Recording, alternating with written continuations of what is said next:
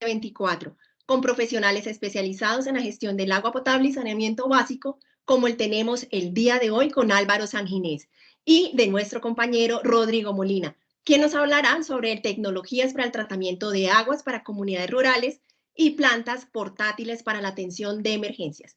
Les recordamos que estos espacios se dan en el marco de la gestión del conocimiento e innovación, en donde como parte de las políticas se promueve la gestión del conocimiento y la innovación para lograr los objetivos estratégicos a través de la identificación del conocimiento existente y requerido y el reconocimiento de oportunidades de investigación, desarrollo e innovación que permitan el cierre de brechas, la formalización, la preservación, la transferencia y la apropiación del conocimiento. A continuación, el ingeniero Diego Gutiérrez, director de la Dirección de Ingeniería Especializada y líder del proceso de gestión del conocimiento e innovación, nos dará un saludo de apertura en esta conferencia. Ingeniero Diego, muy buenos días. Hola Lidia, ¿cómo estás? Muchas gracias por la apertura, por la bienvenida a la conferencia. Muchas gracias a todos los participantes, asistentes a la conferencia y darle un especial agradecimiento al doctor Álvaro Sanginés por sacar tiempo y dedicarle este espacio acá a la empresa para mostrarnos las nuevas tecnologías de tratamiento de agua. Esta conferencia es muy oportuna debido a la crisis que estamos viviendo en Bogotá, donde los embalses nada que suben y tenemos que empezar a buscar alternativas tecnológicas para poder garantizar el abastecimiento. Así que en momentos de crisis, buscar alternativas de abastecimiento es lo que nosotros tenemos que hacer, así que considero muy oportuna la conferencia del doctor Ginés. Así que, pues ya con estas palabras, quisiera que por favor, Livia, continúes con la presentación de nuestro invitado. Gracias.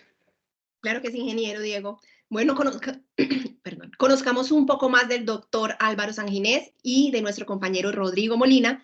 El ingeniero Sanginés es ingeniero mecánico de la Universidad de los Andes, cuenta con una maestría en negocios de la Universidad de Stanford y un doctorado en mecánica de fluidos y termodinámica de la Universidad de Strathclyde en el Reino Unido.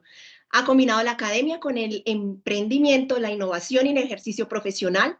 Profesor y miembro del Consejo de la Facultad de Ingeniería de la Universidad de los Andes. Es miembro del Consejo de Programa Sloan de Stanford y socio fundador y gerente de Agrifin y de GeoFlow, dos empresas del sector de irrigación, y de Valrex, una empresa en el área de válvulas de control y sistemas de tratamiento de agua potable y residual. Es autor de varias patentes y perito técnico en tribunales de arbitramiento. El ingeniero Sanginés cuenta con una amplia experiencia en el diseño y construcción de sistemas de bombeo, distribución y control en acueductos, pequeños y medianos sistemas de tratamiento municipales o para emergencias y soluciones de hasta 9 metros de agua industriales y hasta 4 metros cúbicos de aguas en producciones petroleras. Además, ha hecho varios proyectos con el acueducto, estaciones de bombeo, válvulas de control y el diseño y suministro de la planta sobre remolque para la atención de emergencias con el proyecto JICA. Su afición es la navegación en vela, deporte que practica en el embalse de Tominé y en el Caribe. Además, nos acompaña hoy Rodrigo Molina. Ya está acá conectado nuestro compañero Rodrigo, claro que sí. Rodrigo Molina es técnico en el tratamiento de aguas, quien se desempeña como operador de equipos especializados en el sistema de abastecimiento Norte Chingaza.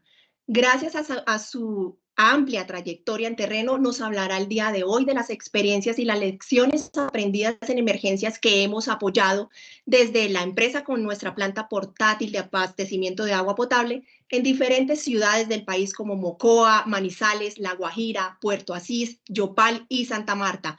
También ha apoyado el mantenimiento de los túneles de Chingaza.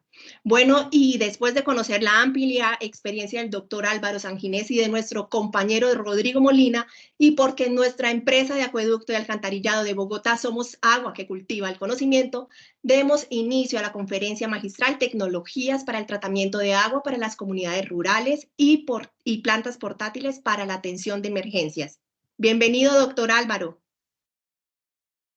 Mil gracias por la presentación, mil gracias al doctor Diego Gutiérrez por abrir estos espacios tan importantes para compartir las experiencias de muchas personas que han trabajado en diversos temas y hacer un repositorio de esta información. Al doctor José Manuel de la Torre, a Livia y a Natalia, que coordinaron esta charla. Y es un gusto estar aquí con ustedes otra vez con el acueducto de Bogotá, con quien a lo largo de los años hemos hecho varios proyectos interesantes. Quisiera entonces comenzar compartiendo la pantalla. Esto, ¿dónde la comparto?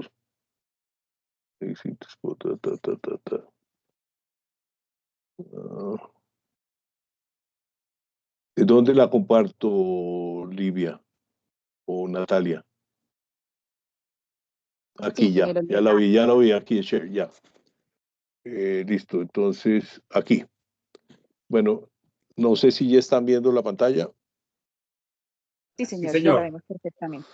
Bueno, este proyecto de la planta de emergencia del acueducto de Bogotá comenzó con el proyecto de JICA, de la Agencia de Cooperación Internacional del Japón, en un proyecto que estaba manejando el doctor Alberto Groth, que se trataba de reducir los riesgos para el acueducto de Bogotá en caso de una catástrofe mayor alrededor de la ciudad. Entonces, esta presentación es del 2010 y creo que hoy en día tiene especial relevancia ante la situación que estamos viviendo.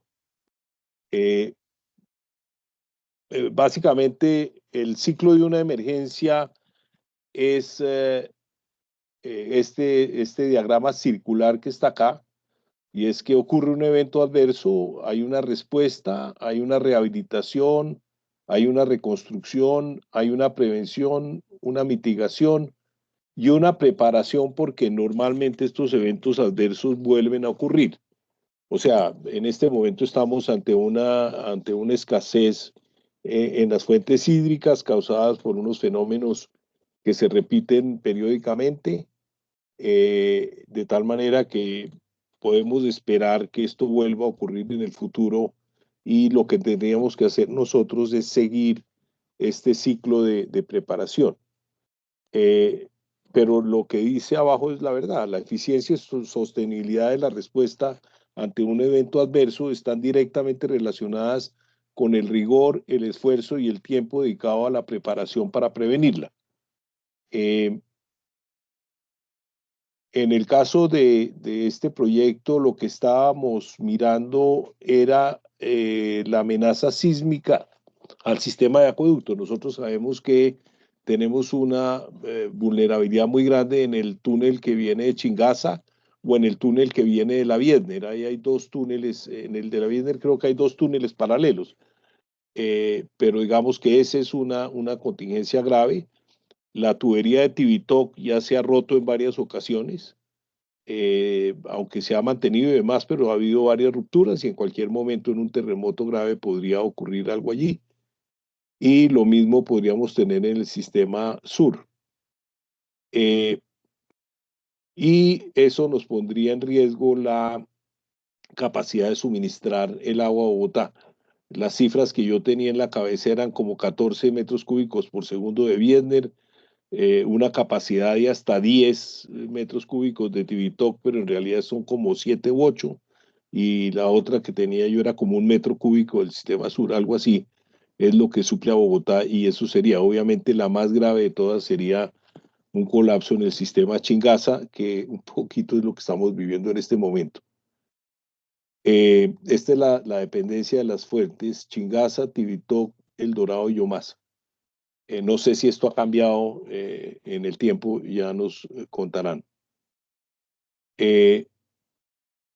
La falla de Bogotá está localizada en los cerros orientales y corre de sur a norte. El 70% del agua que se provee a Bogotá viene por túnel de Chingaza, el 28% viene de Tibitoc. y las plantas del Dorado y Vitelma son de menor capacidad. El tipo de daño que podría ocurrir es el sistema de tuberías, que puede durar hasta 60 días en rehabilitación, y el daño en el túnel y tuberías de conducción hasta 9 meses. O sea, un daño en el sistema Chingaza puede ser una cosa que puede durar mucho tiempo, y ya nos ocurrió una vez en los años 70 cuando se derrumbó el túnel.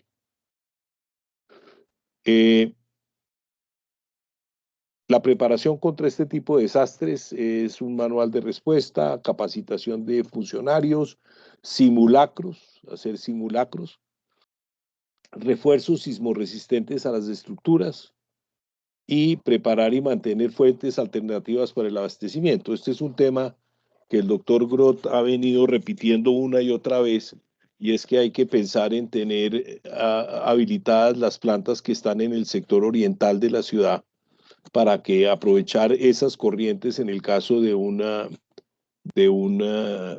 siniestro, porque esas fuentes, primero que todo, están disponibles, y segundo, tienen altura para abastecer la red en forma inmediata. Estas son las fuentes alternativas que tiene Bogotá. El agua almacenada en el embalse de San Rafael, que en este momento está en sus mínimos. Aumentar la captación de la planta Tibitoc. El sistema agregado sur, la reapertura de plantas de tratamiento cerradas, los pozos subterráneos, y aquí hay una que no está mencionada, y era el aumentar la capacidad del sistema Chingaza, proyecto que estaba planeado y que no se realizó en su momento por razones que también algunos de nosotros conocemos. Preparación contra desastres sísmicos, refuerzo de tuberías de conducción, y había un proyecto que planteó JICA, que era construir una serie de pozos profundos para atender una emergencia en Bogotá, en el sector oriental, de los cuales se hicieron, creo que 4 pozos exploratorios para mirar la viabilidad de esa solución, pero que, de acuerdo con lo que me comunicó el doctor José Manuel, todavía no tienen permiso de la autoridad ambiental para ser explotados. Este fue el estudio que hizo JICA en su época, y se identificaron 64 lugares alrededor de Bogotá para pozos que provean agua en emergencias, que son los puntos rojos que están en este mapa que agrando aquí. Todos estos serían pozos factibles para atender emergencias en Bogotá. Estos pozos van... entonces, el proyecto piloto de pozos para emergencias era usar la planta Vitelma. 2 de los 4 pozos que se usarán ya están perforados. No se ha podido realizar el proyecto piloto por restricciones sobre el área. Yo no sé en qué terminaría este proyecto de pozos pilotos. Yo creo que ahora más tarde nos contarán qué sucedió con esto. Impacto de los pozos de emergencia. Algunos de los pozos en los cerros orientales se planean en un área de reserva. Es fundamental que la CAR permita perforar pozos en el área de producción de emergencia. Los pozos están planeados en áreas no pobladas. Toman agua del Cretáceo, que no genera fenómenos de subsidencia. Preparación dentro de la empresa de acueducto, disponer de procedimientos para una emergencia. Capacitación, coordinación entre entidades que proveerán soporte durante la emergencia. Simulacros periódicos, y asegurar que los equipos y personal de emergencia estén listos para despliegue. Abastecimiento de agua durante la emergencia, producción, equipos operarios e insumos, distribución, personal y carro tanques, equipos, procedimientos, personal capacitado y logística. Abastecimiento de agua durante la emergencia, evaluación de la emergencia, uso de los pozos, logística, distribución de insumos y recuperación y revisión de los equipos de emergencia para tenerlos listos para la siguiente emergencia. Este fue la planta que hicimos y que probamos en los pozos que se habían construido, y que probamos también, si no recuerdo mal, en Vitelma. No me acuerdo dónde fue que la probamos inicialmente. La planta trata hasta 10 litros por segundo, 800 metros cúbicos por día, maneja aguas con hierro y manganeso porque tiene resina de intercambio especializada para retener hierro y manganeso. Puede abastecerse de múltiples fuentes. Nosotros a esa planta le dejamos la opción de que tratara agua superficial o agua de pozo y previniendo que el agua de pozo profundo tiene normalmente hierro y manganeso, le pusimos arena verde para poder manejar hasta 5, 8 partes por millón de hierro o manganeso. Conexiones para tomar agua cruda de la red o entregarle agua tratada a través de los hidrantes. O sea, una de las cosas que previmos es que uno podía tratar el agua y meterla directamente a la red y por eso la planta trae todos los conectores para poderse conectar a la red y distribuir el agua a través de la red si la red está funcional después de un terremoto o de algo similar. La planta tiene una bomba para pozo profundo de hasta 70 metros de profundidad, tiene sistema de desinfección que permite entregar agua con cloro y residual, tiene un generador de 50 kVA porque normalmente en una emergencia de este estilo también se va la luz y entonces es importante que haya una fuente de luz en la planta y tiene una bomba de pozo profundo con su arrancador. Bueno, esta fue la planta que ya vamos a hablar más sobre ella. Tiene generador, tiene motobombas, tiene tablero, tiene un compresor para el lavado de los filtros, para lavar los filtros con aire y no gastar tanta agua durante el retrolavado. Y trae tanques portátiles también para el almacenamiento del agua. En esa época se propuso crear una bolsa de equipos y recursos. Una idea era que cada empresa de acueducto grande en Colombia tuviera una planta como la que tiene el acueducto y de esa manera el país tuviera 15 o 20 plantas portátiles para atender una gran emergencia en cualquier sitio de Colombia, pero los demás acueductos no se montaron en este camión y normalmente la que pone la planta es la empresa de Acueducto de Bogotá, pero yo creo que valdría la pena que este tema se retomara con todas las demás empresas de acueducto del país para realmente tener una red de plantas para poder atender emergencias. Plantas de gran tamaño. La Cruz Roja y la Defensa Civil y la Gobernación de Cundinamarca han hecho una gran cantidad de plantas no tan grandes para atender emergencias que ahora más tarde se las voy a mostrar y previene los trámites burocráticos para prestar o alquilar o comprar equipos como nos tocó ahorita en La Guajira para responder ágilmente ante una emergencia. O sea, el hecho de que ya haya unos equipos en todos los acueductos del país previene esta parte de los trámites burocráticos y normalmente la corrupción asociada con el hecho de tener que comprar cosas que no tienen un proceso de compra transparente, sino que pueden ser asignados a dedo. En esta época, y un agradecimiento muy especial, los que colaboraron en este proyecto fueron el doctor Alberto Groth, el doctor José Manuel de la Torre, Marco Millán y William Moreno, a quienes recordamos con mucho aprecio, y por la agencia de cooperación japonesa Hiroshi Nakamura, que era el director del proyecto, Ariyuki Matsumoto, y los que colaboramos en la construcción de la planta fueron San Ginés, Duat, Arenas, Romero y Cabrera. Esto ocurrió hace 10 años.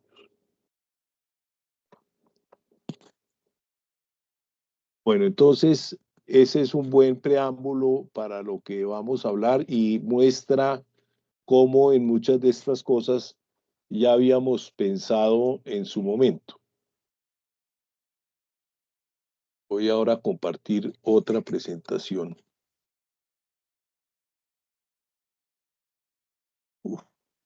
A ver. Vamos a pasar eso.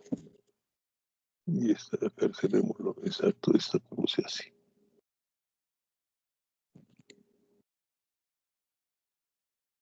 A ver. ¿Cómo así? Eso así. Y comparto la pantalla. Listo. ¿Sí se ve la presentación? Sí, señor. Bueno, Entonces, este es el tema de la charla de hoy, que como dijeron ustedes, hoy en día tiene una gran relevancia y esperemos que en el futuro no tengamos que acudir a estas medidas. Las situaciones de emergencia en sistemas de suministro de agua potable se repiten año a año. Lo más común y lo que más nos ha tocado son las fuentes. Deslizamientos y avalanchas en invierno, escasez en épocas secas, derrames y contaminación. Las plantas y sistemas de tratamiento, derrumbes, inundaciones y terremotos, eso también nos ha tocado. El caso de Manizales, en una ocasión fue la planta Niza, que tuvo un derrumbe grande, y la segunda ocasión en Manizales fue la planta Luis Prieto Campo, que tuvo también un derrumbe que se llevó todas las tuberías de salida de la planta, y en esa emergencia estuvo el acueducto de Bogotá soportando a Manizales. Tanques de almacenamiento y redes, rupturas, deslizamientos o terremotos, desplazamientos de población causados por desastres naturales o causados por acciones del hombre, y emergencias permanentes, que eso fue una definición que hizo el doctor Walter Cote de la Cruz Roja, y es que hay poblaciones que permanecen en emergencia, como es por ejemplo el caso de los guayús en La Guajira, en donde realmente ellos viven en un sitio en el cual hay escasez de agua, y sobre todo el agua es salobre de tal manera que la vuelve muy complicada y muy costosa de tratar, y realmente es muy complicado vivir en ese sitio. Entonces siempre están en emergencia permanente. Desastres naturales, obviamente el peor que hemos tenido aquí en Colombia es Armero. El de Yopal, que fue un desastre causado por el hombre, y fue unos personajes que no tenían experiencia, hicieron una planta gigantesca con unas tecnologías que ellos se habían inventado, y la planta simplemente se colapsó. Además de que realmente desde el punto de vista de tratamiento la tecnología no era una tecnología aprobada.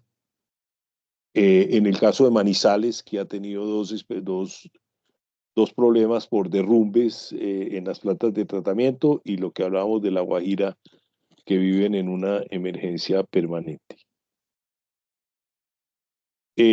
Los desafíos, el primero es acceso a fuentes alternativas de agua potable.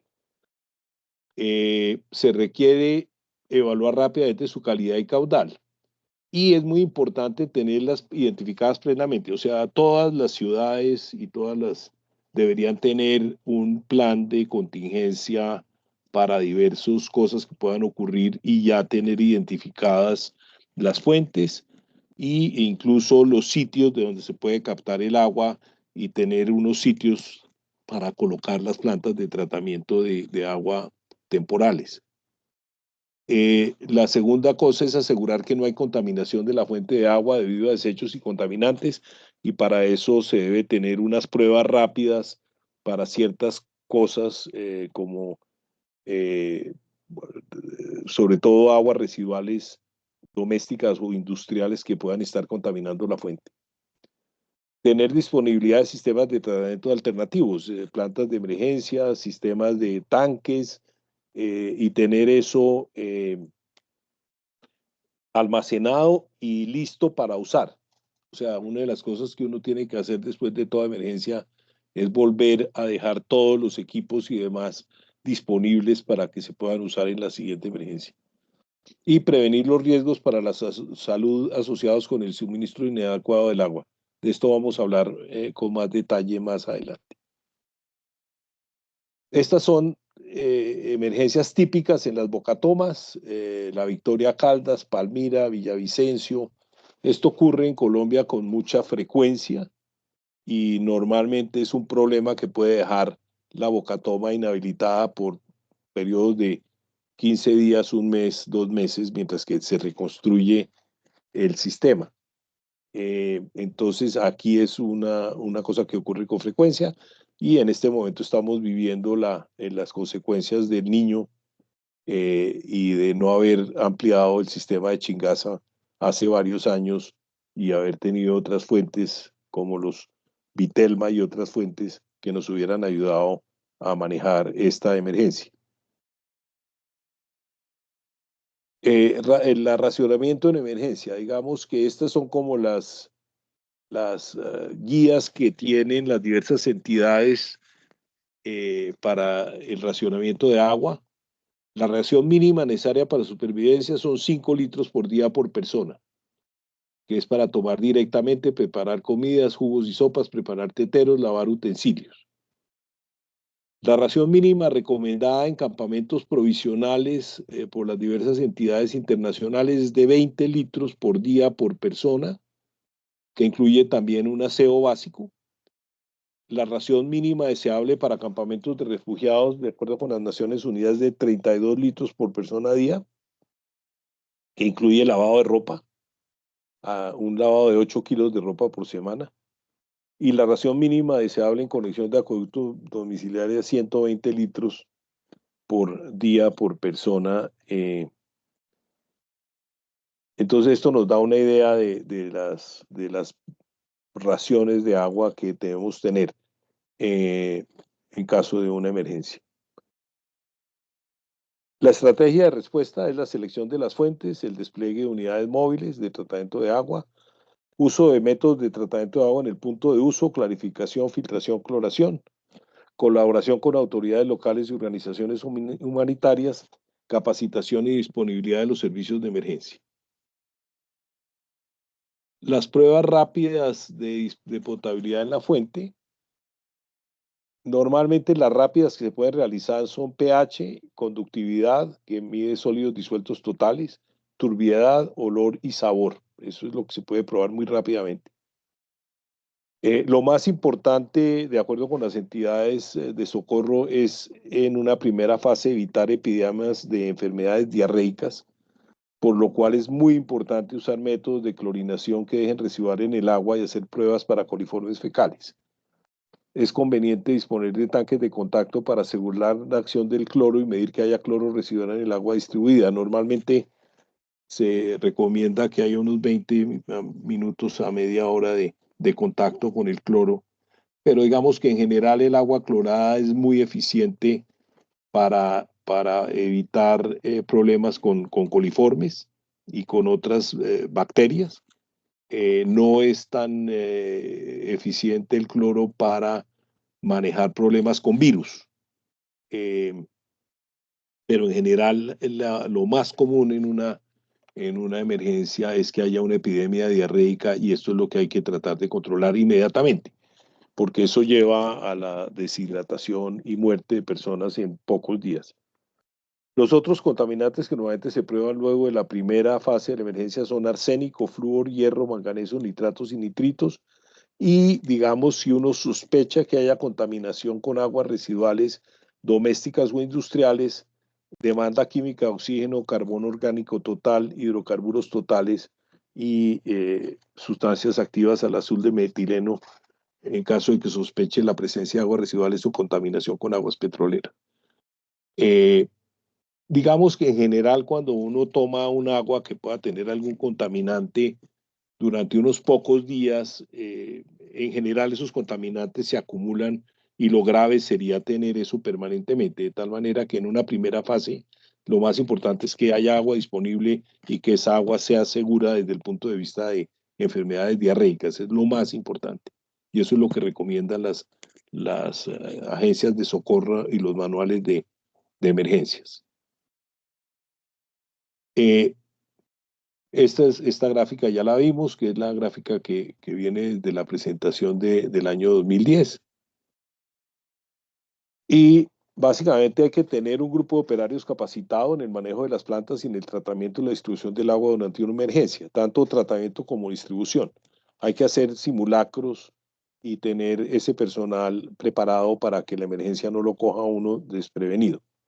Disponer de plantas portátiles y plantas de mayor tamaño sobre remolque o patín,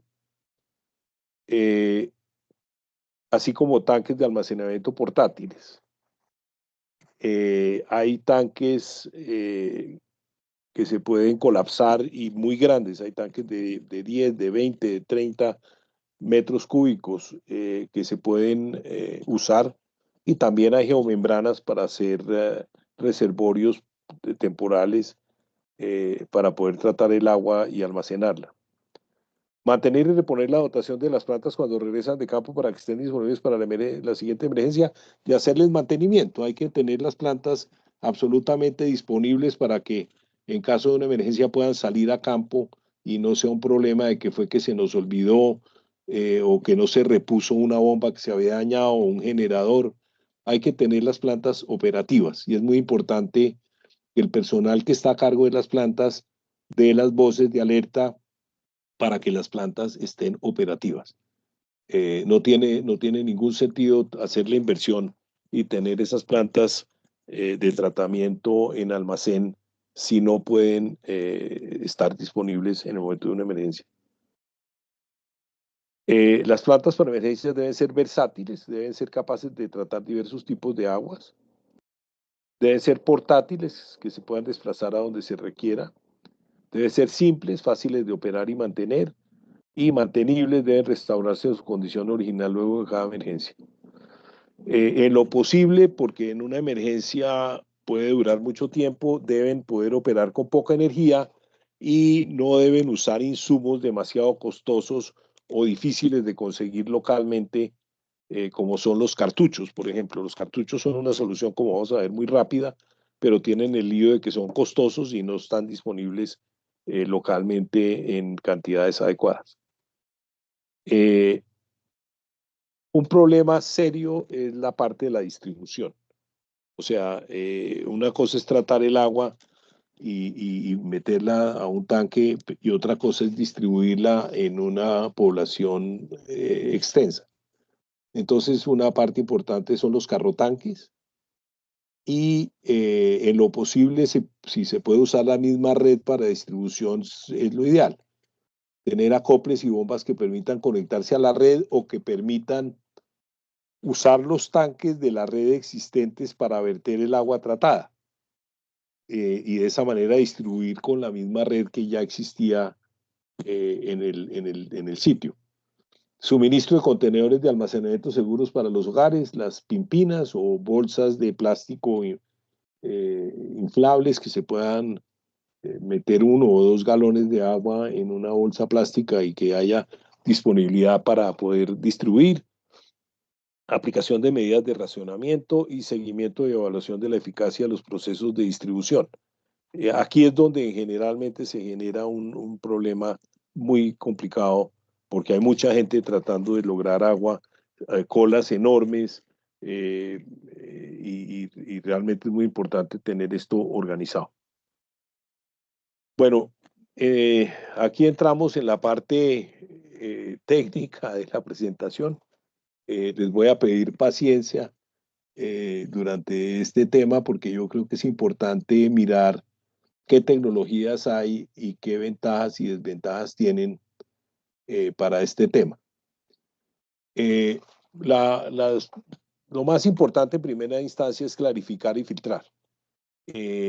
Eso nos permite generar un agua que, digamos, ya tiene la gran cantidad de sólidos suspendidos y algunos pocos disueltos que podemos remover por este método y tener un agua que, digamos, esté libre de partículas, que en general esas partículas también sirven para que las virus y las bacterias y otros patógenos se alojen y queden en el agua cuando la tomamos. Entonces, en la medida en que podamos clarificar y filtrar y lograr un agua de una baja turbiedad, ya tenemos una gran parte de la tarea realizada. Luego viene el manejo de sustancias disueltas en el agua y para eso, digamos, el carbón activado tiene la ventaja de que captura la mayor cantidad de orgánicos, de tal manera que si hay contaminación de aguas residuales o contaminación de hidrocarburos, o incluso, desafortunadamente, el carbón activado también remueve el cloro. Entonces es muy importante usar este carbón activado antes del proceso de cloración, porque absorbe el cloro y además el cloro gasta el carbón activado, lo vuelve inactivo. Arena verde manganésica que sirve para remover hierro y manganeso, aunque en sí el hierro y el manganeso no son perjudiciales, pues me imagino que en grandes cantidades sí, pero en general no son perjudiciales para la salud, sí le dan al agua un color y un olor y un sabor muy desagradable. Y los otros que se usan son zeolitas, que son tierras raras y naturales que remueven estos componentes. La otra es la microultrafiltración, que logra coger el agua y quitarle partículas de ciertos tamaños. Ya vamos a ver estas tecnologías con más detalle. La ósmosis inversa, que nos permite remover sustancias disueltas en el agua y producir un agua muy, muy pura. Y los métodos de desinfección, que son normalmente la cloración y el ultravioleta, de los cuales también podemos hablar en más detalle, pero básicamente lo que podemos decir es que la ventaja de la cloración es que tiene un efecto residual que es muy importante cuando uno está distribuyendo agua en pimpinas y otros recipientes que pueden no estar tan bien. Es mejor tener un cloro residual. La ultravioleta, digamos, tiene la ventaja de que no solamente mata bacterias, sino también virus, pero no tiene un efecto residual que en caso de una emergencia puede ser importante. Entonces, desde este punto de vista, es posible que lo mejor es tener agua clorada y tanques de almacenamiento que den un contacto con el cloro para tener seguridad de que no tengamos un problema de coliformes y epidemias diarreicas, que es lo que dicen todos los manuales que hay que prevenir. Bueno, tratar el agua es remover las impurezas. Aquí yo estoy predicándole al coro, el cura predicándole al coro. Ustedes son los que saben de esto. Yo soy un atrevido en venir a hablarles sobre este tema, pero bueno, entremos rápidamente en materia. Los sólidos del agua vienen en tres formas. Sólidos que se sedimentan o flotan, que se atrapan en cribas y desarenadores. Sólidos suspendidos, que se remueven por procesos de clarificación y filtrado, ya sea coagulación, absorción o por coagulación, floculación, sedimentación. Este último es el método tradicional y la mayor parte de las plantas del mundo usan coagulación, floculación, sedimentación. La planta Diesner, por lo que el agua de Chingaza inicialmente era tan buena y no se usaba San Rafael, se hizo con coagulación, absorción y lo que llama filtración directa. Y esa planta funciona por este método. Esto es importante en el tema de agua de plantas portátiles porque la coagulación, floculación, sedimentación requiere tiempo de residencia para la sedimentación y eso genera unas plantas muy grandes que dejan de ser portátiles. Sólidos disueltos, sales disueltas en el agua, se pueden remover por saturación, oxidación, precipitación química, resinas de intercambio iónico, membranas de ósmosis inversa o destilación. Esos son procesos de desalinización. Las más fáciles de remover son aquellas que al oxidarlas se vuelven insolubles y se precipitan. Caso específico del hierro y el manganeso, en el cual yo puedo lograr removerlas con procesos de oxidación. Lo que es la dureza y demás se pueden usar por saturación, o sea, le boto más calcio al agua para lograr saturarla y que se precipite y de esa manera removerla.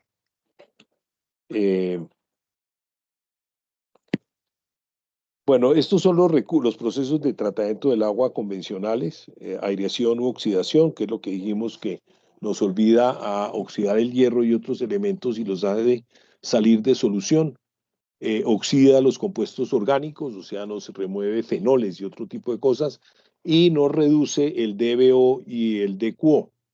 En la medida en que el oxígeno oxida algunas sustancias y por lo tanto nos ayuda a reducir. Por eso las plantas que traen torres de aireación o que traen sistemas de aireación para reducir algunas de estas sustancias que están disueltas en el agua y que podemos eliminar. Coagulación y floculación, que ya las discutimos ahí, pero básicamente es la adición de coagulante, mezcla rápida, formación de floc, laberintos, agitadores de paletas o mantos de lodos, y normalmente se le agrega, se aumenta el pH con cal o con algún otro sistema para llevar el pH más arriba y que precipiten más fácil los flocs en la planta porque les da peso y precipitan más rápido. La clarificación por barrido, que son los sedimentadores de placas o filtros, que es lo que se usa convencionalmente en las plantas. La clarificación por absorción en lechos granulares ascendentes, que es una tecnología que he trabajado fuertemente. El gran promotor de esta cosa en su momento fue un brasilero que se llama Luis Di Bernardo, que ha sido asesor del acueducto en muchas ocasiones, y el doctor Arboleda, Jorge Arboleda, quien ha sido mi profesor a lo largo de la vida y quien realmente tenía un conocimiento muy grande de todos estos temas, y ese es un método de clarificación que no se usa muy convencionalmente, muy frecuentemente, pero que puede lograr unas muy buenas eficiencias y plantas fáciles de operar para aguas de baja turbidez. Entonces, es un sistema de clarificación muy eficiente para aguas de baja turbidez. El filtrado, filtros de medios granulares lavables, que tienen la gran ventaja de que el filtro es muy barato de mantener, porque básicamente yo lo puedo lavar y le puedo mejorar ese lavado con agitación con aire, y el medio granular me puede durar años, 5, 8 años me puede durar el medio granular. Además puedo hacer medios granulares en varias capas para que haya varios, digamos que la parte gruesa esté arriba y la parte fina esté abajo. Entonces yo puedo usar, por ejemplo, antracita y arena, y de esa manera hacer filtros que, digamos, tienen como dos etapas y capturan en la parte superior la parte gruesa y en la parte inferior la parte fina. La desinfección, cloración, ozono, luz ultravioleta, pulimiento con carbón activado, como dijimos, remoción de compuestos orgánicos y clorados, insecticidas y herbicidas, color, olor y sabor. Resinas de intercambio iónico que atrapan iones específicos. Yo puedo tener resinas para atrapar cationes y para atrapar aniones. Y yo además puedo tener lechos combinados que me remueven sales específicas y le bajan la dureza al agua, o remueven otras sales que estén disueltas en el agua, que son complicadas. Y el lío con las resinas es que hay que regenerarlas. Se puede regenerar con salmuera, que no es muy complicado porque no es problema de salir de ella, con ácido o con una base. Y el disponer del regenerado, ya sea ácido o base, puede ser un problema ambiental más complicado. Y la ósmosis inversa, que es la remoción de sólidos, microorganismos y sales en solución del agua. Puede lograr hasta un 98% de remoción de todas las cosas que están en el agua en una sola etapa, y si lo hago en varias etapas puedo llegar a agua ultrapura del 99.99% de pureza. Vamos a ver más adelante qué ventajas y desventajas y tienen estos sistemas y cuál es el costo por metro cúbico tratado cuando uno se mete por estos sistemas más complejos. Bueno, aquí viene la parte aburrida. Hay un sistema que no se usó mucho, digamos, la clarificación convencional por barrido es la que enseñan en las universidades y es la que usa la mayor parte de la gente en Colombia para hacer una planta de tratamiento. Y básicamente esta es una gráfica que desarrolló un señor que se llamaba Mirta Rajá y un señor Mills en el año 1982. Y en el cual él lo que hizo fue mirar la clarificación del agua en pruebas de jarras, aumentando el pH, aquí en este está el pH, y aumentando la cantidad de coagulante, que en su caso usó sulfato de aluminio. Entonces, básicamente lo que encontró el señor Amir Tarraja También medía el potencial Z. El potencial Z es la carga de las partículas que están suspendidas en el agua y que el coagulante está ya comenzando a rodear, porque las partículas en el agua están cargadas negativas por la fricción que hacen con el agua, y los coagulantes en general lo que tienen son cargas positivas, normalmente aluminio o hierro. El aluminio tiene varias valencias, +3 y +5, y el hierro también tiene como +3, +5 y +7, si recuerdo bien mi química. Entonces, esos iones permiten que neutralicen las cargas negativas y que las partículas que están en suspensión se coagulen y formen flocos, porque como las partículas tienen la misma carga, las que están en suspensión se repelen y no se aglomeran y no se precipitan. Entonces, si yo aumento el pH, que normalmente se usa cal o algún alcalino, y lo mando hacia 8 y le agrego bastante coagulante, se va a formar los flocos, van a coger peso y van a precipitarse muy rápidamente. Eso se llama clarificación por barrido. Lo llaman barrido porque a medida que se van sedimentando las partículas, van barriendo las que están abajo y de esa manera clarifican el agua. Eso se forma como una especie de pistón que uno ve claramente que va avanzando hacia abajo y va dejando el agua clarificada en la parte de arriba y el agua con partículas en la parte de abajo. Entonces, básicamente, si yo me voy a 30 partes por millón o 50 partes por millón de sulfato y me voy a pH de 8, tengo una zona de barrido que es muy rápida y clarifico rápidamente el agua. Pero el señor Amritar Raja descubrió una cosa que no habían descubierto antes, y es que hay una zona de clarificación por absorción. O sea que si yo el agua le echo el coagulante, no necesito aumentar el pH, que eso es una ventaja gigantesca en las aguas de montaña en Colombia, porque las aguas de montaña en general tienen pH bajo. O sea, las aguas que vienen de los páramos en general tienen pHs de 6, 6,5, que es la mayoría de la zona andina colombiana.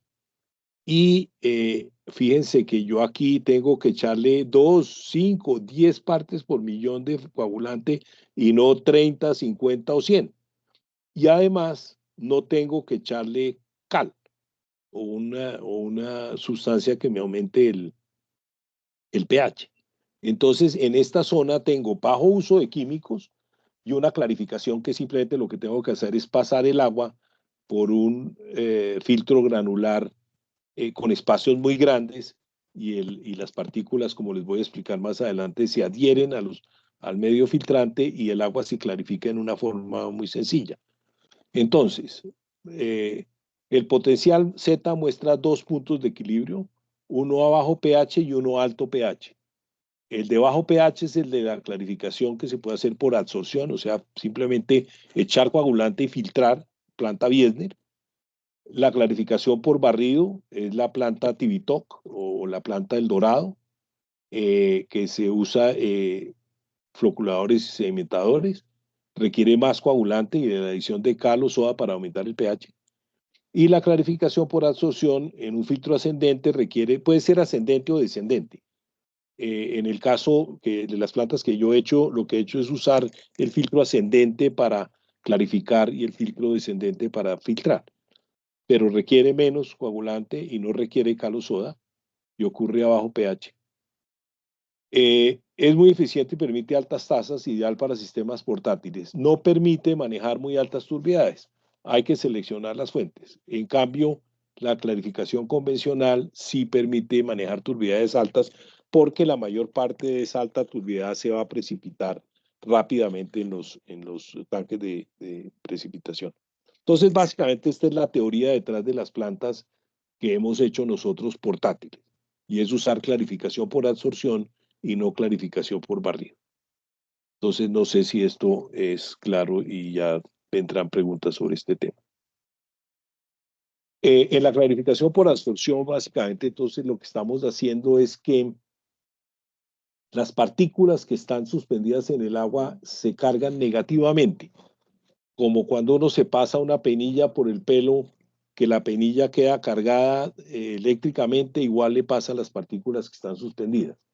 Y los coagulantes lo que hacen es rodear a esa partícula negativa de iones del coagulante para volverla neutra. Una vez que la vuelven neutra, la partícula ya se puede pegar, la vuelven neutra y pegachenta. Digamos, le ponen velcro. Entonces se vuelve neutra y le ponen velcro de tal manera que si yo la agito suavemente, se va a pegar a otras partículas. Pero lo más importante es que si yo tengo un medio filtrante, que en este caso estaría estas cosas azules o moradas, serían los lecho filtrante, las partículas se adhieren al lecho en forma electrostática, o sea, están atraídas al lecho porque el lecho también está cargado negativamente. Entonces, lo que yo tengo que hacer es echar suficiente coagulante para bajarle la carga, dejarlas ligeramente positivas y ellas se van a adherir electrostáticamente al medio filtrante. Ese es el mecanismo que, digamos, explica en forma gruesa este tema de la clarificación por absorción. Todas las partículas neutralizadas por acción del coagulante quedan pegajosas, tienden a adherirse unas a otras y a los granos del medio filtrante cuando se pasan por el filtro. Se absorben a la superficie de los granos del medio filtrante, por eso se llama absorción. Para clarificar el agua ya neutralizada basta con pasarla por un medio filtrante grueso y profundo. Es un proceso muy eficaz con aguas de mediana turbidez, es eficiente en la remoción de color. Es muy eficiente en la remoción de color, más eficiente que el otro sistema. Valres adaptado, bueno, es la empresa que yo tenía, que ya no tengo y que por lo tanto esta publicidad no vale. Hicimos varios sistemas de ensayos para mirar las pruebas de jarras para clarificación por absorción, que son diferentes de las pruebas de jarras para clarificación por barrido. Entonces, una planta de estas portátiles que usa clarificación ascendente y filtración descendente funciona así. Este es el principio, digamos, teórico de las plantas. El agua cruda viene, le adicionamos coagulante, le ponemos un mezclador rápido. Todo el trabajo que hizo Amirta Rajá inicial fue la importancia de una mezcla rápida, porque lo que él encontró es que si yo le echo el coagulante al agua y no lo agito, lo que me tiende a pasar es que quedan unas partículas súper cargadas positivamente y las otras no les pasa nada.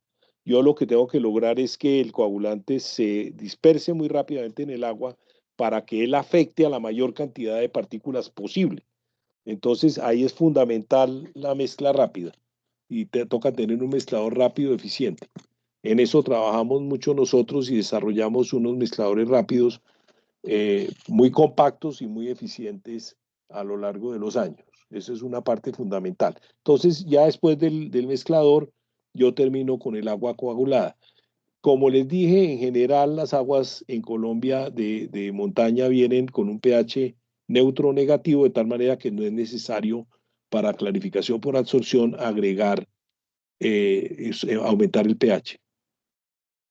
Luego de esta coagulada, simplemente lo paso por un lecho granular ascendente. En este lecho granular ascendente yo tengo el medio filtrante grueso abajo, básicamente piedras o material de 3 centímetros, 2 centímetros de espesor de diámetro abajo. Luego tengo gravilla de media pulgada, de un cuarto de pulgada, o sea, un medio muy grueso que me permite atrapar una gran cantidad de mugre en esta parte de abajo. O sea, la idea, y este es un medio filtrante que puede tener 1,40, 1,60 de altura. Y en la parte superior tiene una arena gruesa, muy gruesa. Estamos hablando de arena de 16, 10 y la gran cantidad de esta arena es 8 a 12, o sea, es una arena muy gruesa. El objeto de todo esto es tener una gran capacidad de atrapar partículas en esta zona inferior del filtro. Como el filtro es ascendente, él se organiza solo, de grueso a fino, que es perfecto, y por eso la filtración en la primera etapa es ascendente, para tratar de lograr la mayor cantidad de almacenamiento de mugre en esta parte. La otra gran ventaja de este filtro ascendente es que cuando yo lo retrolavo, el mugre está abajo, de tal manera que muy rápidamente el mugre sale del filtro ascendente y lo puedo limpiar muy rápidamente. En el lavado de un filtro descendente, normalmente lo primero que me sale cuando lo lavo es el agua clara, que está en la parte superior del filtro, y se demora un poco de tiempo antes de que comience realmente a lavar el filtro. En el filtro descendente no, el filtro descendente lo puedo lavar muy rápidamente con muy poca agua y puedo hacerle lavados frecuentes para estarlo limpiando frecuentemente. Entonces, esa es la gran ventaja del filtro ascendente y es una parte importante en la eficiencia de las plantas y la capacidad de tratar diversos tipos de agua. Luego viene una filtración convencional descendente en un lecho multimedia con antracita y antracita gruesa, antracita fina, arena gruesa, arena fina, y que sirve para ya acabar de pulir el agua que ya fue clarificada en la etapa ascendente.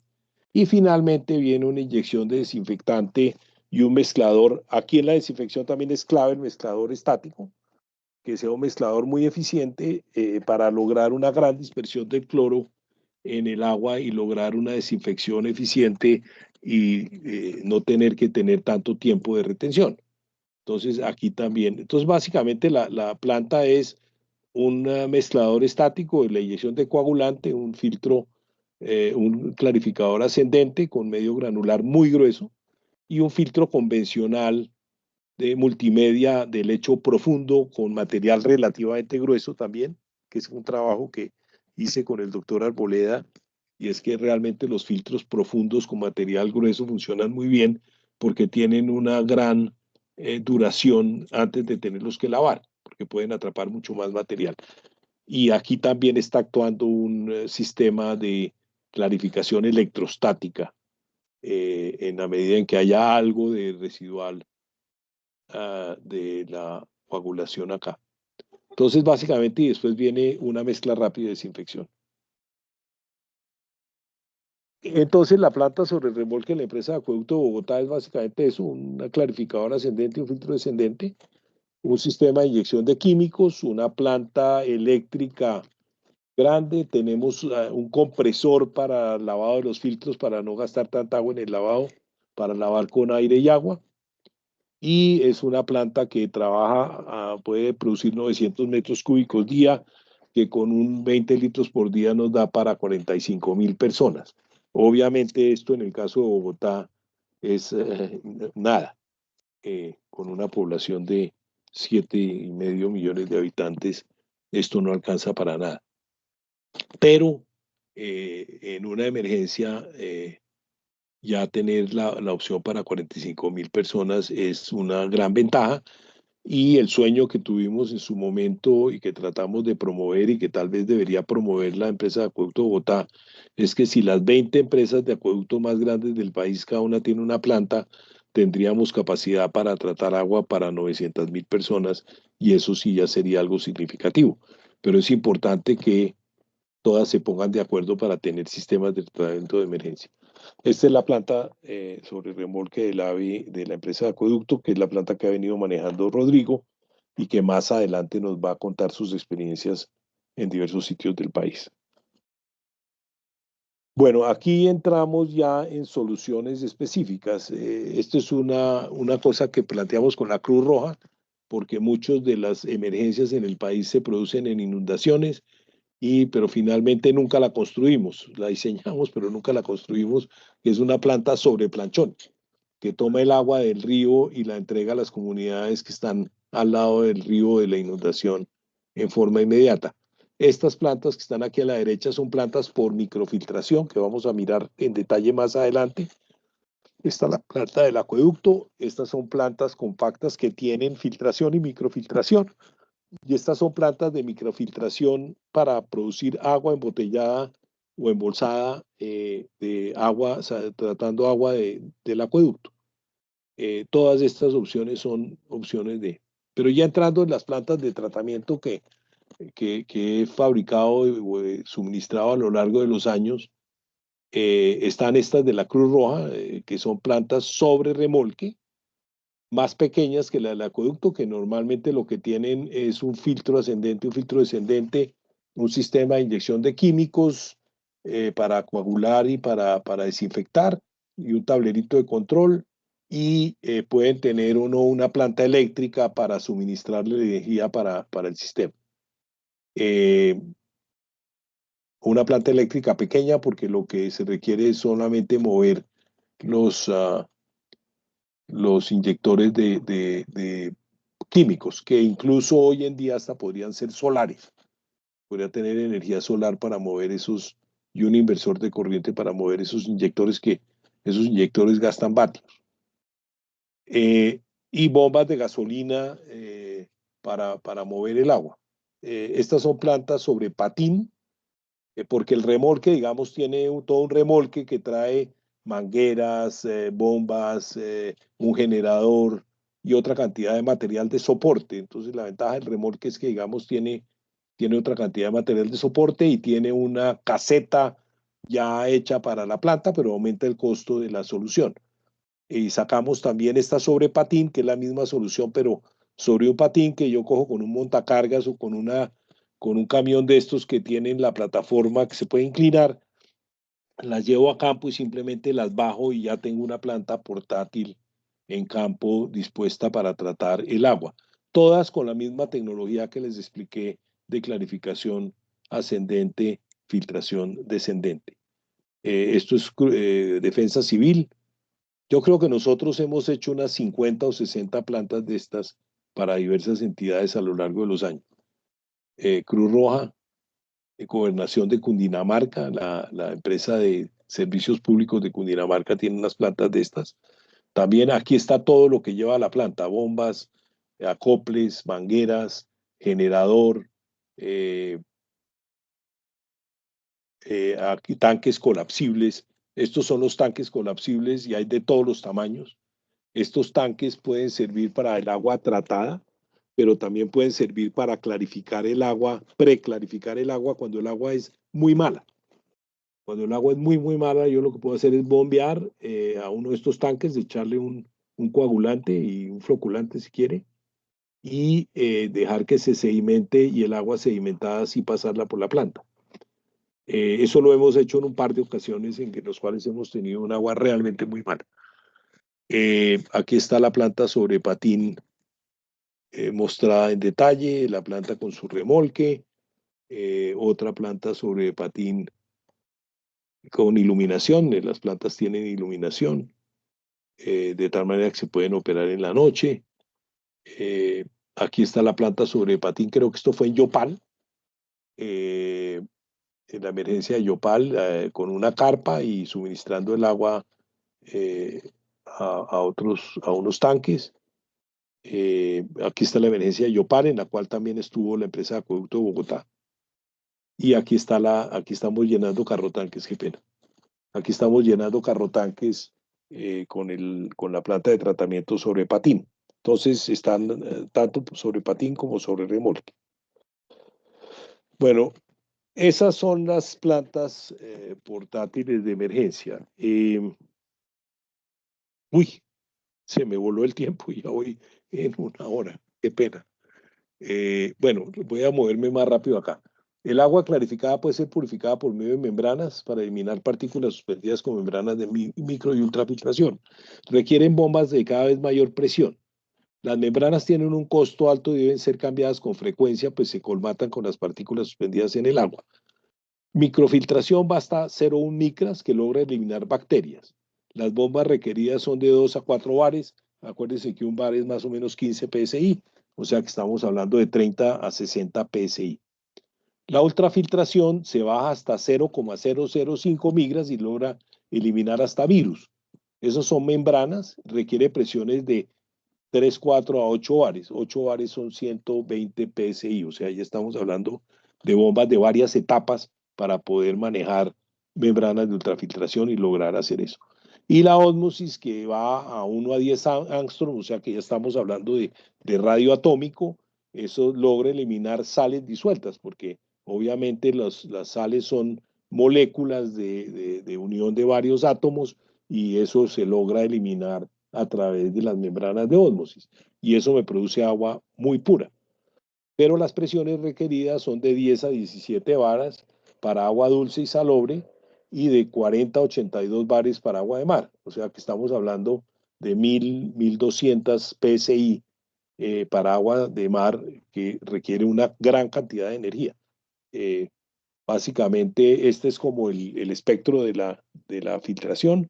Tenemos la filtración que logra, digamos, la filtración en arena, con coagulación y demás, que logra llegar aquí hasta eliminar casi que todas las bacterias, pero todavía queda un pedazo de bacterias que quedan y que toca matar con el cloro.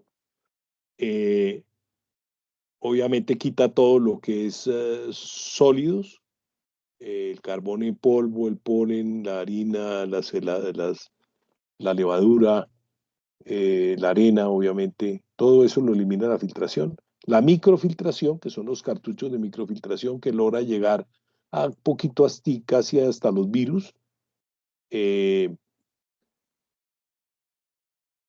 Luego viene la ultrafiltración, que digamos llega a eliminar los virus completamente, de tal manera que una planta de ultrafiltración realmente no requiere desinfección, porque elimina bacterias y virus. Le puedo poner desinfección con ultravioleta si quiero, pero realmente la ultrafiltración me lleva hasta allá. Pero lo que pasa es que las presiones que requiero para pasar el agua por la membrana son muy altas. Y finalmente tenemos la nano y la ósmosis, que ya llegan a quitar las sales del agua. Esta tabla tiene todos los diámetros de las partículas. Aquí están en micras. Una micra y un radio atómico es un 10 milésimo de micra.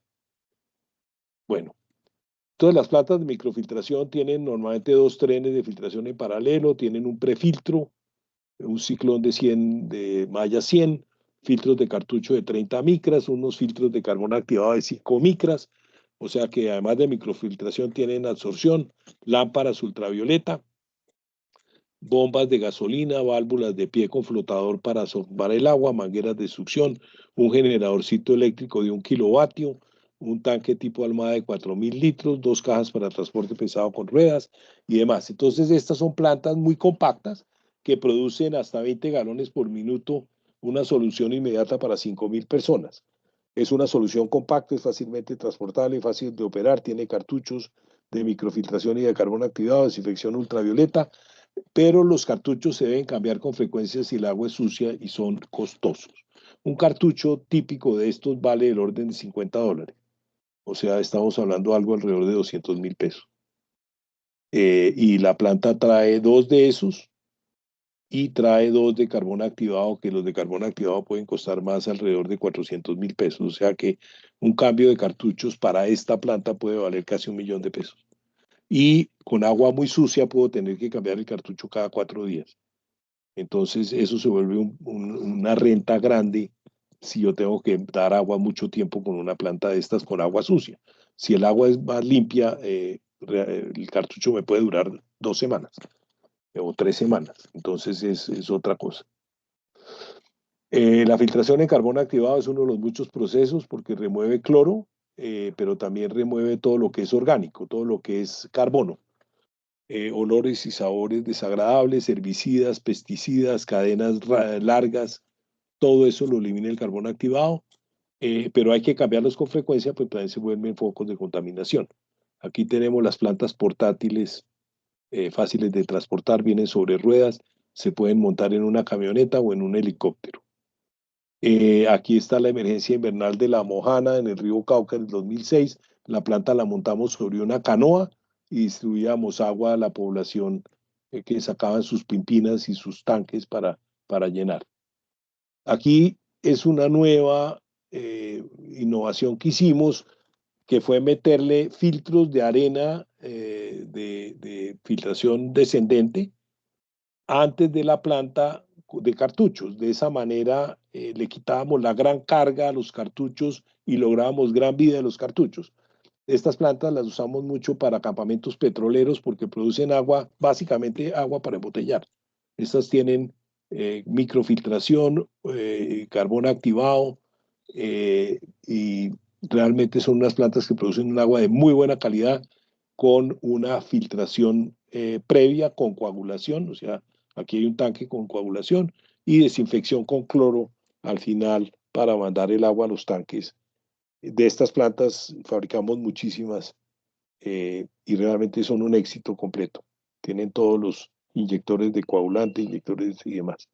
Su tablerito de control y realmente combinan la ventaja de la planta de clarificación con la microfiltración, logrando una vida más larga de los filtros, pero es costoso. Esta es un agua costosa porque los filtros son costosos.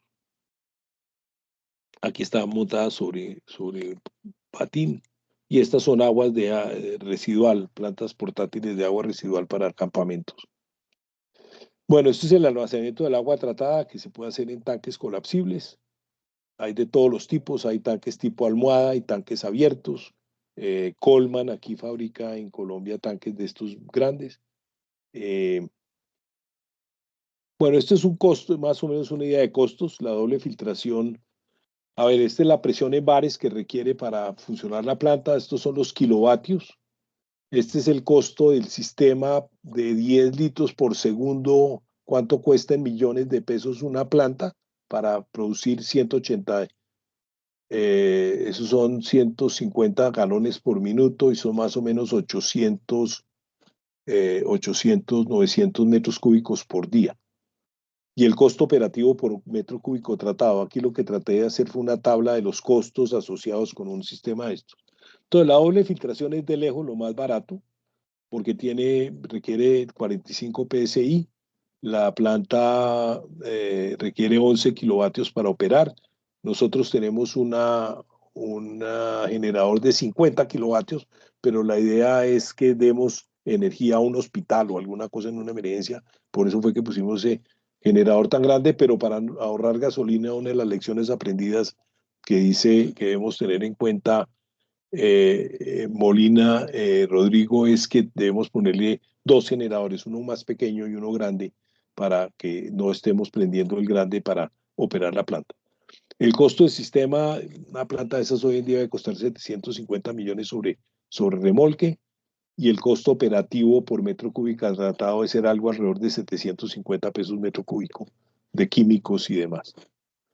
La microfiltración requiere 4 bares, que son 60 PSI, que requiere una planta de 40 kilovatios, que no es mucho, de 14, pero el costo del sistema es de 350, o sea, es mucho más barato que el otro, pero el costo por metro cúbico por la PI de los cartuchos se sube a 2.500 pesos. O sea que rápidamente en un mes puedo terminar pagando varios millones de pesos en cartuchos en la planta de microfiltración, pero es pequeña, es fácil de almacenar y se puede desplegar muy rápidamente.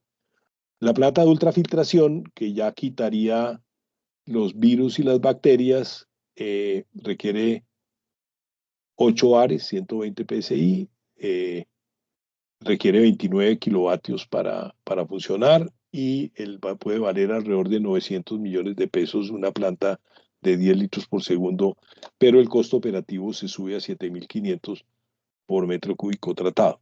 La ósmosis con agua salobre puede 13 bares, 46 kilovatios, 1.425 millones y del orden de 10.000 pesos por metro cúbico tratado. Y la ósmosis con agua salada, que sería el caso de La Guajira, 65 bares, 229 kilovatios, 4.000 millones de pesos y 19.000 pesos en metro cúbico tratado.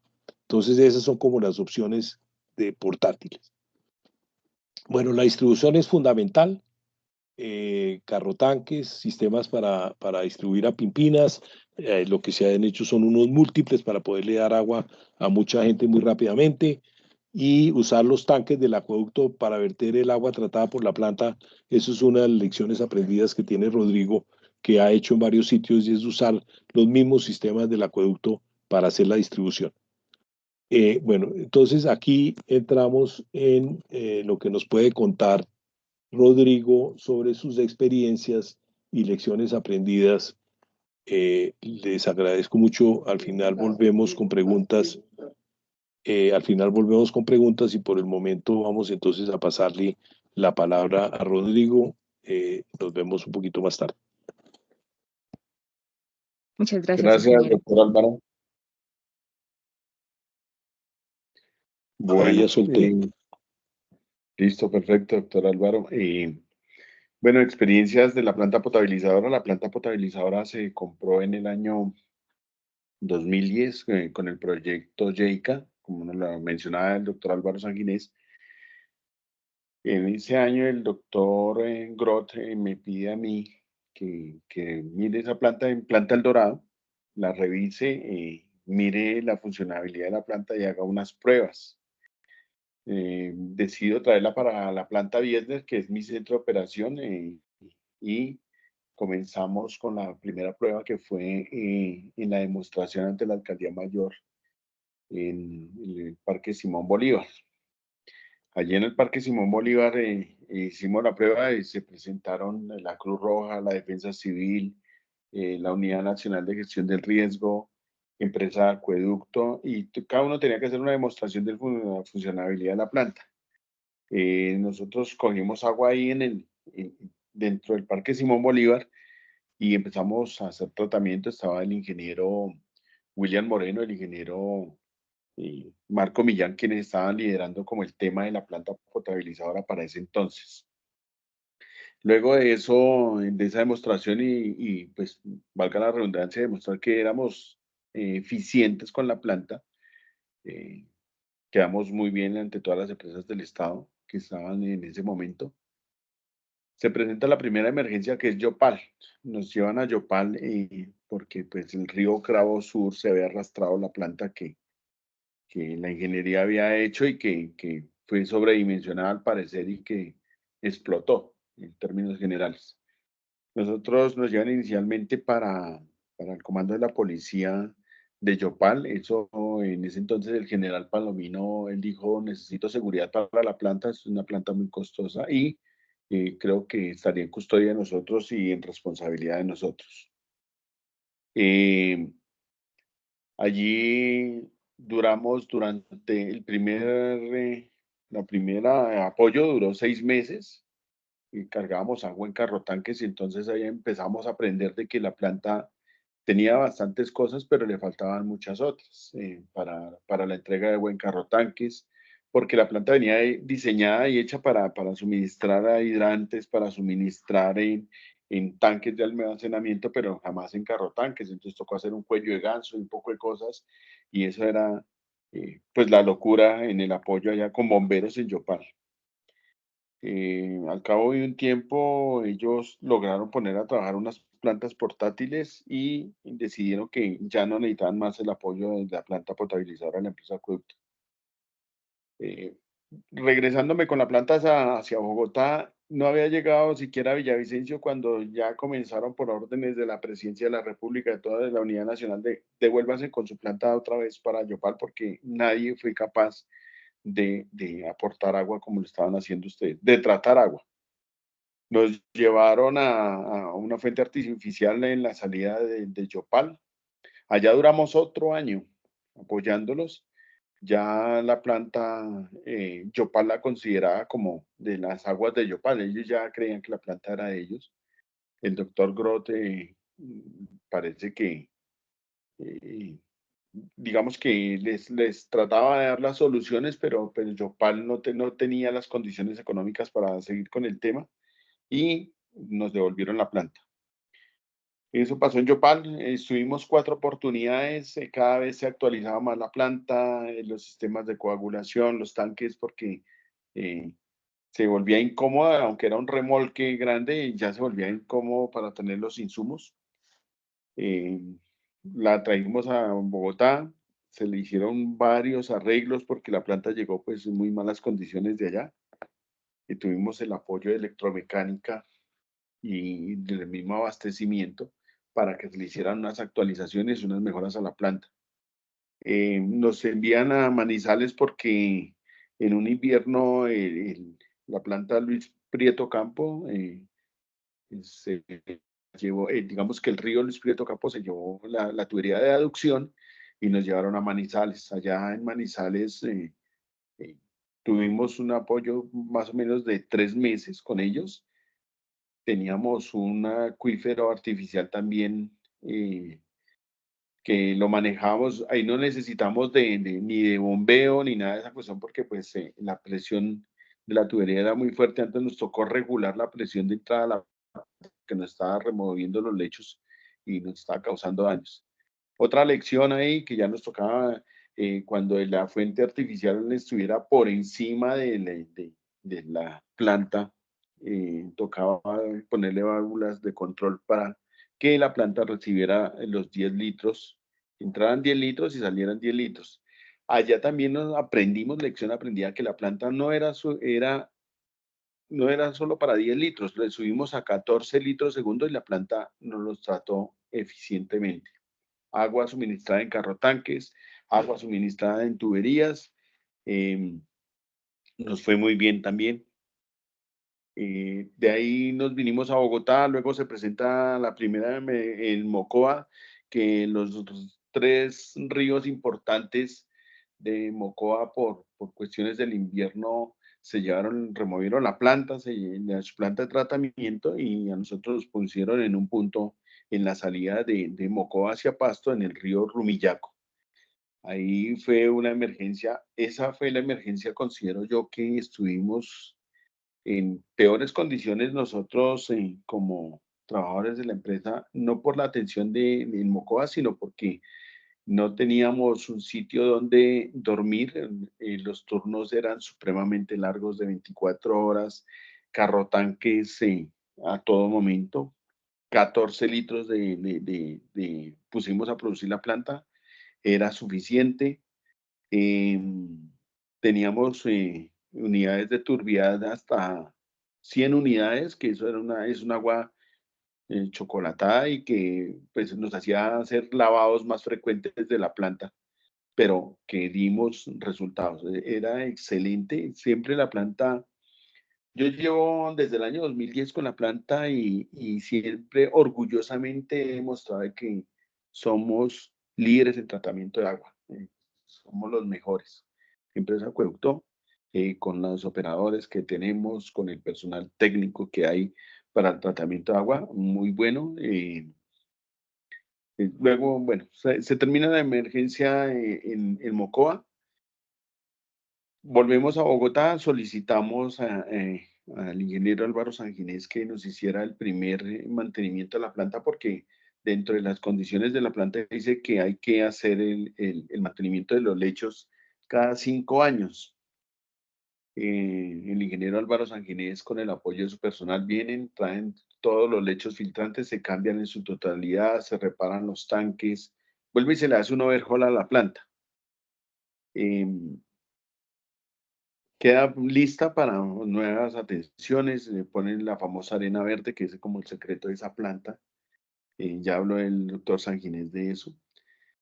Nos llevan a Santa Marta a tratar el agua en Santa Marta porque por el verano la Sierra Nevada, que era el aportante para el rodadero, no tenía agua. Entonces, la aducción que tenían en el rodadero para el tratamiento de agua se secó y entonces lo que hicimos fue un tambre en el río Gaira llegando al rodadero. Montamos nosotros hicimos el tambre y empezamos a coger esa fuente artificial del río Gaira, de esa poca agua que llegaba. Y era tan escasa el agua que la planta en 2 horas desocupaba lo que había de esa quebradita que era en ese momento y disponíamos el agua tratada en los tanques porque estamos trabajando en ese entonces era la planta de AAA en Santa Marta. Hoy se llama Aguas de Santa Marta. Ahí depositábamos el agua y ellos hacían distribución. Entonces nos tocaba parcialmente, cogíamos el agua, la que se embalsaba por el tambre, la tratábamos y listos. Hicimos un intento montamos un pozo profundo que había allá, entonces nos tocó inventarnos un tanque para primero ponerle sulfato tipo B, de ese tanque pasarlo a otro tanque y luego ponerle el sulfato tipo A y meterlo así a la planta de tratamiento.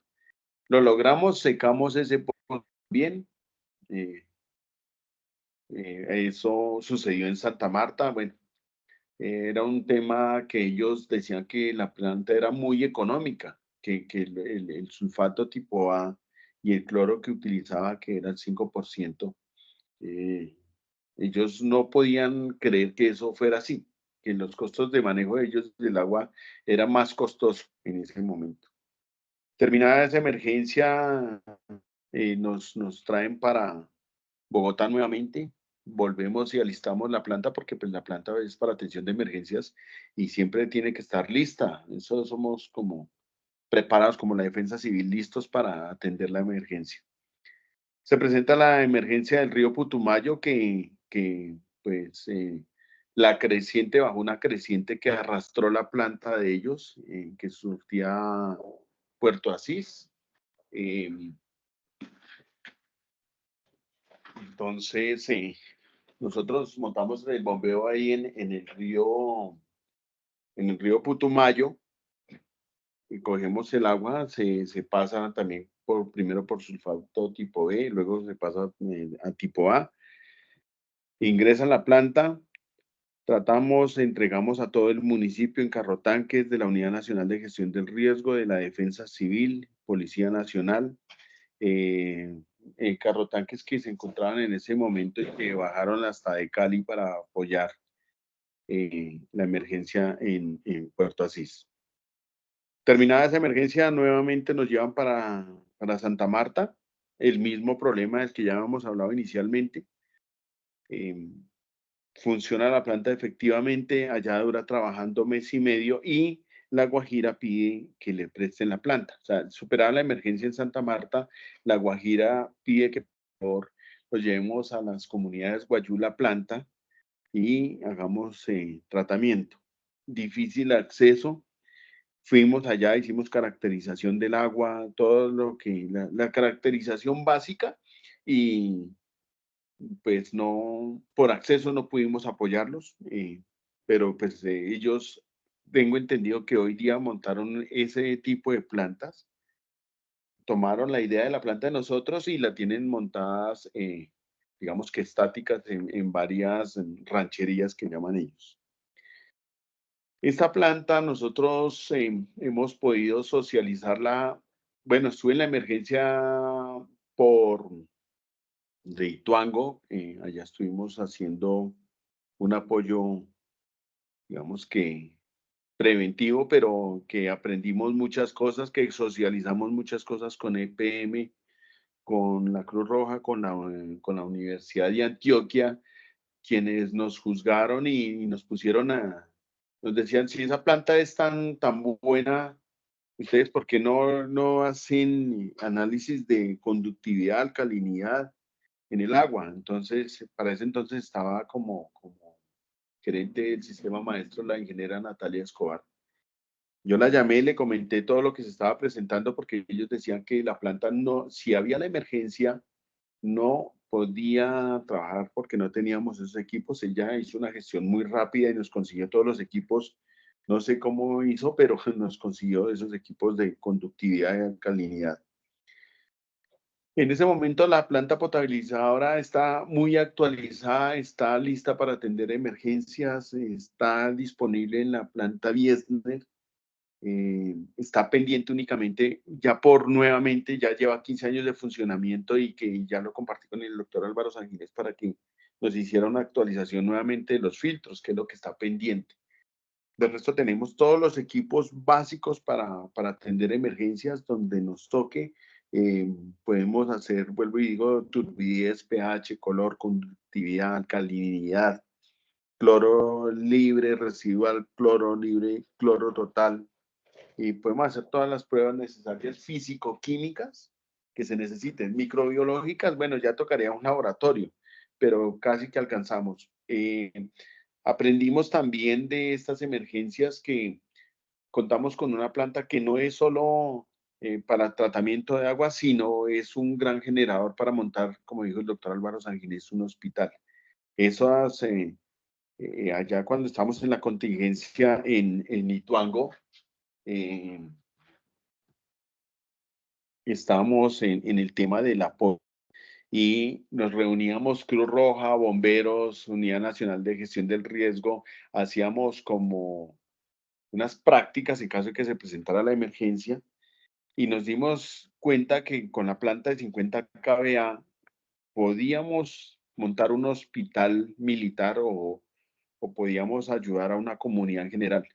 De hecho, en Mocoa, cuando estuvimos en Mocoa, que ellos quedaron sin luz, sin agua, sin servicios básicos, la empresa de energía de Mocoa, en el sector de este río que estábamos trabajando, nos dijeron, es posible que nos presten su planta para suministrarle energía a la comunidad, para que ellos puedan preparar algo de comida para el hospital que tenemos aquí cerca de la Cruz Roja. Efectivamente, lo hicimos, fuimos suficientes, ellos ponían el combustible para ese generador, pero dábamos muy buena energía, generábamos energía y producíamos agua al tiempo. Ahí es donde le dije al ingeniero Sanginés, es necesario que tengamos una planta adicional portátil más pequeña para que los equipos, si no necesitamos que solamente que nuestras dosificadoras de sulfato y cloro funcionen, lo podamos hacer con una planta un poco más pequeña y el resto de cosas que con la planta de 50 kVA. La planta potabilizadora, gracias al apoyo, vuelvo y digo, de electromecánica hoy día del mismo sistema de abastecimiento norte y con la asesoría del doctor Sanginés hemos logrado de que se encuentren esas actualizaciones y que hoy día sea una planta que está lista, disponible ya para atender la emergencia que sea. Ojalá nos llueva, ojalá cambien las cosas, porque si nos toca utilizar los pozos profundos de Bogotá, está en la tarea del doctor Álvaro Sanginés y pues de todas las entidades que nos regulan, poder utilizarlas. Doctor Álvaro, creo que esa es mi intervención. Creo que es suficiente. Muchísimas gracias. Estoy atento a cualquier comentario.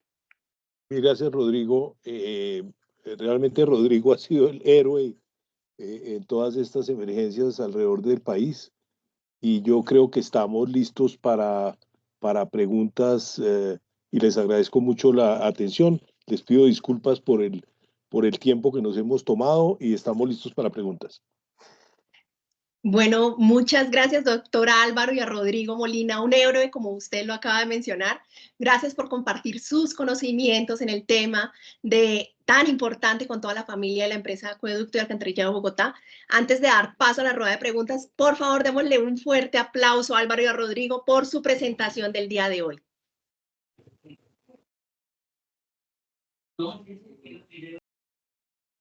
Muchas gracias. Y ahora sí, si alguno tiene una pregunta, por favor activen sus micrófonos o escriban en el chat.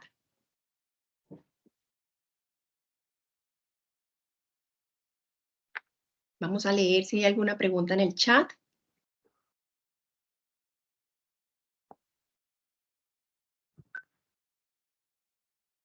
Bueno, aquí está la primera pregunta.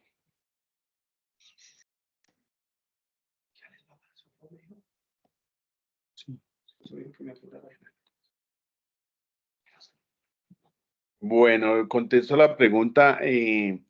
A ver, nosotros en la empresa, cuando se presentó la emergencia en San Andrés, Islas, nos propusieron llevar la planta. Desgraciadamente, desafortunadamente, nosotros no tenemos una desalinizadora para el tratamiento de agua. Nosotros podemos llegar con aguas dulces, aguas saladas no tenemos esa condición. No podemos tratar aguas saladas. ¿El doctor Álvaro me puede refutar lo que digo? No, es correcto, Rodrigo. Nosotros ahí no tenemos ósmosis inversa. Podríamos ponerle unos cartuchos para cosas específicas, pero realmente tratar 10 litros por segundo de agua con problemas de salinidad es muy complejo, como expliqué en los diversos sistemas de tratamiento, y requeriría una planta muy diferente con una potencia muy grande. y muy costosa, es una planta muy, muy costosa.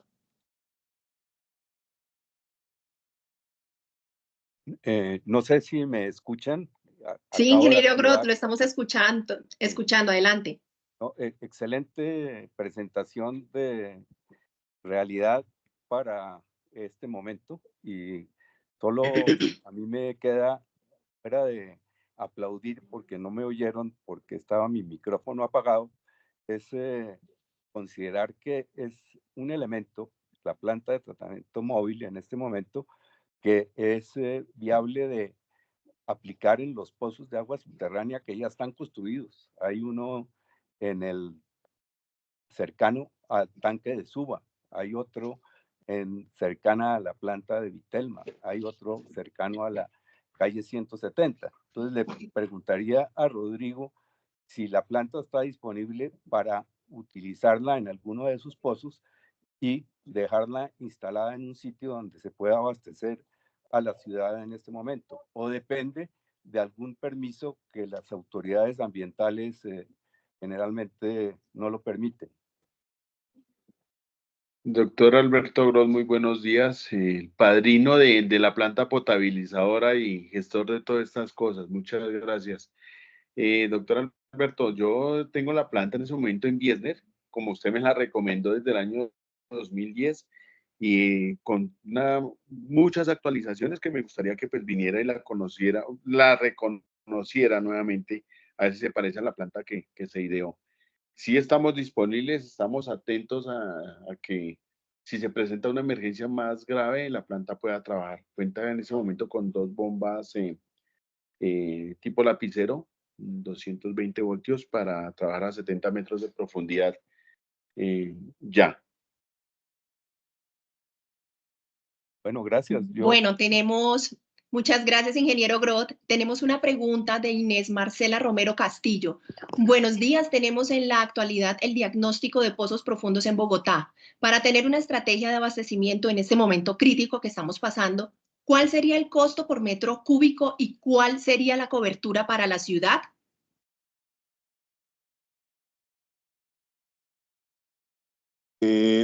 No, el costo del tratamiento es muy bajo con aguas de pozo profundo, especialmente si las aguas solamente, no sé si las aguas que van a tratar tienen alto contenido de hierro y manganeso, pero si no tienen alto contenido de hierro y manganeso, el costo es muy bajo. Yo diría que el costo está reducido al costo de bombeo, que yo calculo que puede ser 100 pesos por metro cúbico, y el costo de químicos con agua de pozo profundo debe ser algo del orden de 200 pesos. O sea que yo creo que el metro cúbico tratado con la planta sería algo del orden de 300, 400 pesos metro cúbico. La pregunta es si se puede usar esos pozos profundos, porque le entendí al doctor José Manuel que no hay permiso ambiental para usarlos. Entonces nos pasaría algo similar a lo que nos pasó en el acueducto cuando usaron el agua de Teusacá, que fueron multados por usarla sin permiso. Entonces eso sí es la respuesta la debe tener el mismo acueducto. Gracias, ingeniero Álvaro. También nos pregunta Jaime Casablanca. En los Estados Unidos hay algunas inquietudes acerca de la cantidad de cloro que debe usarse para no volver dañino para la salud. ¿Cuál debe ser? Y la planta que ustedes tienen, ese estándar de Estados Unidos. Jaime, qué gusto escucharlo. A ver, lo que pasa es que cuando hay una emergencia, la emergencia es temporal y realmente los estándares de cloro, bueno, estamos hablando de cloraminas y otros compuestos clorados, organoclorados, que a largo plazo y a lo largo de los años pueden generar cáncer. En una emergencia, lo más grave es la diarrea. Entonces, realmente los organismos internacionales y de socorro están de acuerdo que si yo le voy a dar agua a una población durante un periodo de 1, 2 o 3 meses, que es lo que puede durar una emergencia, y tengo organoclorados, ese es el último de los problemas por los cuales me voy a preocupar porque esta gente no se va a morir de cáncer en 10 años, sino que se va a morir de diarrea mañana. Entonces, desde ese punto de vista, lo importante es asegurar que no haya coliformes. Y en ese caso es preferible sobreclorar y realmente el problema del cáncer es un problema a largo plazo si yo consumo esa agua durante muchos años.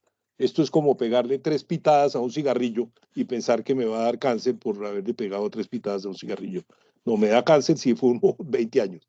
Entonces, un poco ese es como el símil que yo haría, y las entidades internacionales están de acuerdo que lo importante es entregar lo que ellos llaman agua segura, porque si nos fuéramos a los estándares, yo le tendría que meter membranas de ósmosis a todos los sistemas de emergencia, y en ese caso serían absolutamente inviables.